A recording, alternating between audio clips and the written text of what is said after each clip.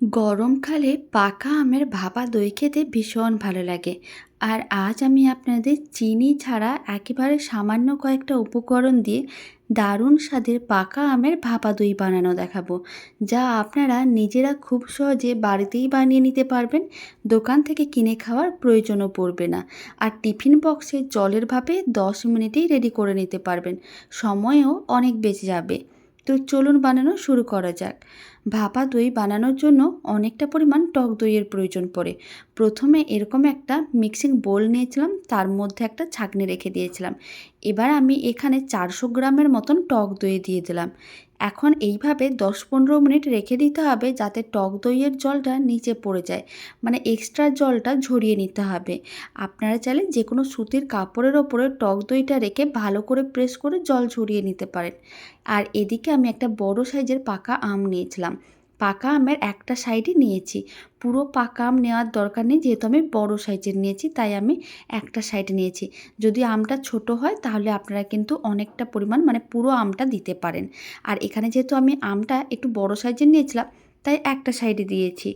এখন আমি চিনি ছাড়া যেহেতু দইটা বানাবো, তার জন্য এখানে আমি দিয়ে দিচ্ছি গুড়। আর আপনারা কিন্তু গুড় যে কোনো সুপার মার্কেট বা অনলাইনে ভালো গুড় পেয়ে যাবেন। গুড় খাওয়া ভীষণ ভালো।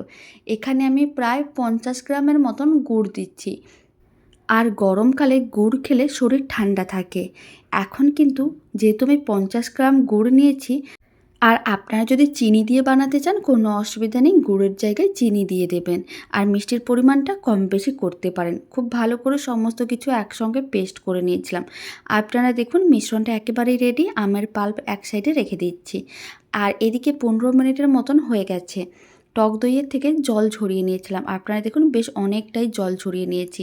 এই জলটা কিন্তু বেশ টক হয়, তাই এইভাবে জল ঝরিয়ে নিলে দইটা খেতে ভালো লাগবে। এখন জল ছড়ানো টক দই মিক্সিং বোলের মধ্যে নিয়ে নিতে হবে। আর তারপরে দিয়ে দিতে হবে আমের পাল্প। সমস্ত পাল্পটা একসঙ্গে দিয়ে খুব ভালো করে মিশিয়ে নিতে হবে। মিশ্রণটা যেন একেবারেই মসৃণ হয়। আপনারা চাইলে দইকে আগে ভালো করে ফেটিয়ে তারপরেও আমের মিশ্রণ দিতে পারেন। আর না হলে এইভাবেও দুটো মিশ্রণ একসঙ্গে নিয়ে খুব ভালো করে মিশিয়ে নিতে হবে, যাতে কোনো রকমের দলা না থাকে। আর মিশ্রণের কালারটা ঠিক এরকমই হালকা একেবারে ইয়েলো কালার আসবে। আপনারা চাইলে এই সময় ফুড কালার দিতে পারেন, নাও দিতে পারেন। ফুড কালার কিন্তু একেবারেই অপশনাল। প্রায় 5 মিনিট মিশ্রণটাকে ভালো করে ফেটিয়ে নিয়েছিলাম। আপনারা দেখুন মিশ্রণটা একেবারে ক্রিমের মতন হয়ে গেছে, একেবারে সফট আর মসৃণ। এই সময় আমি 1 কাপ গুঁড়ো দুধ দিয়ে দিলাম। গুঁড়ো দুধ দেওয়ার কারণে দইটা খেতে অনেক বেশি ভালো লাগবে। এখন খুব ভালো করে গুঁড়ো দুধও মিশিয়ে নিতে হবে।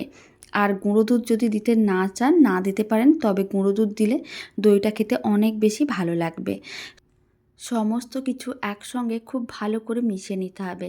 প্রায় 2 থেকে 3 মিনিট আবারও মিশ্রণটাকে ভালো করে মিশিয়ে নেব, যাতে গুঁড়ো দুধ খুব ভালো করে মিশে যায়। বাড়িতে এইভাবে পাকা আমের ভাপা দই বানিয়ে দেখতে পারেন। খেতে এতটাই ভালো হয়, না বানালে বুঝতেই পারবেন না। যেহেতু আমি এখানে একটা ছোট্ট মিক্সিং বল নিয়েছিলাম, তাই মিশ্রণটা একটু অসুবিধা হচ্ছে রেডি করতে। আপনারা একটু বড় সাইজের মিক্সিং বোল নিয়ে মিশ্রণটা রেডি করবেন। খুব ভালো করে মেশানো হয়ে গেছে। গুঁড়ো দুধও একেবারে ভালো করে মিশে গেছে, কোনো রকম কিন্তু দলা নেই। এবার আমি মিশ্রণটার মধ্যে দিয়ে দিচ্ছি অল্প করে একটু ফুড কালার, আর আমি দিয়ে দেবো অল্প করে একটু ম্যাঙ্গো এসেন্স। প্রথমে আমি 2 ফোঁটার মতন ম্যাঙ্গো ফুড কালার দিয়ে দিলাম, আর 3-4 ফোঁটার মতন আমি ম্যাঙ্গো এসেন্স দিয়ে দেবো। তবে ম্যাঙ্গো ফুড কালার বা এসেন্স সম্পূর্ণ কিন্তু এটা অপশনাল। আপনারা চাইলে দিতেও পারেন, নাও দিতে পারেন।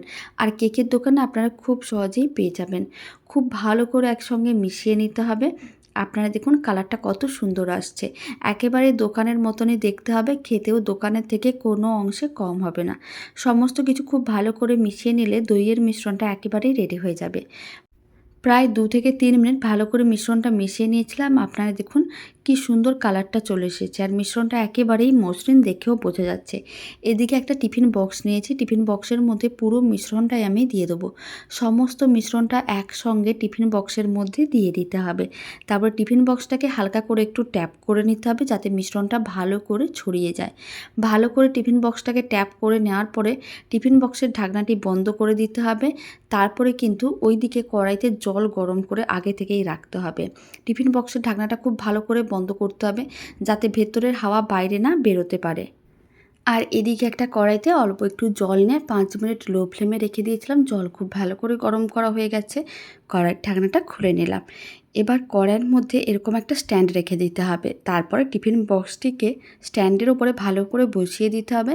কড়াইয়ের ঢাকনা বন্ধ করে লো ফ্লেমে এইভাবে কিন্তু 10 মিনিট রেখে দিতে হবে। 10 মিনিট লো ফ্লেমে এইভাবে রেখে দিলে খুব সুন্দরভাবে দই রেডি হয়ে যাবে। 10 মিনিট লো ফ্লেমে রাখার পরে তারপরে কিন্তু ফ্লেমটা অফ করে 1 ঘন্টা কড়াইয়ের মধ্যে রেখে দিতে হবে, যাতে গরমের মধ্যে দইটা আরও সুন্দরভাবে রেডি হয়। তারপর আমি 1 ঘন্টা পরে দইয়ের বক্সটিকে বের করে, মানে টিফিন বক্সটিকে বের করে ঘন্টাখানেক ফ্রিজে রেখে ঠান্ডা করে নিয়েছিলাম।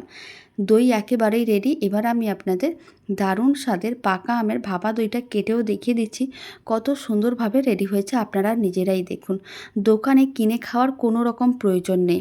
বাড়িতে যদি এত সুন্দর করে মিষ্টি দইটা বানানো যায়। আর পাকা আমের সিজনে এইভাবে একবার পাকা আমের ভাপা দই বাড়িতে বানিয়ে দেখতে পারেন, যা খেতে দারুণ হয় আর বাইরে থেকে কিনে খাওয়ার প্রয়োজনও পড়বে না। আর এই ভাপা দইয়ের রেসিপিটি ভালো লেগে থাকলে আপনারা যদি ফেসবুক থেকে রেসিপিটা দেখছেন, পেজটিকে ফলো করে নেওয়ার অনুরোধ রইল। ইউটিউব থেকে দেখলে চ্যানেলটি সাবস্ক্রাইব করে নেওয়ার অনুরোধ রইল। তো চলুন, ভিডিওটা আমি এখানেই শেষ করছি।